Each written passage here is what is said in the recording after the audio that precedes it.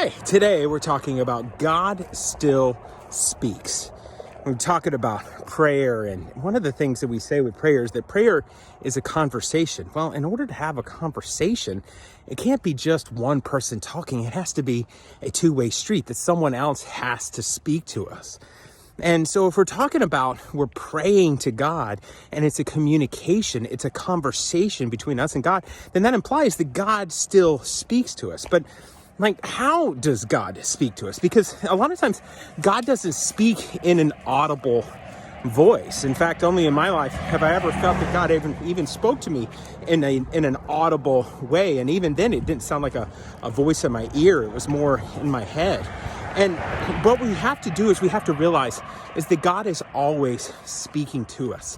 And what we have to do is we have to be quiet. We have to be still. We have to listen for God. We even see that when God showed his face to Elijah. We expected him to be in the thunder, expected him to be in the lightning, we expected him to be in the wind, but in fact where God was is he was in the whisper.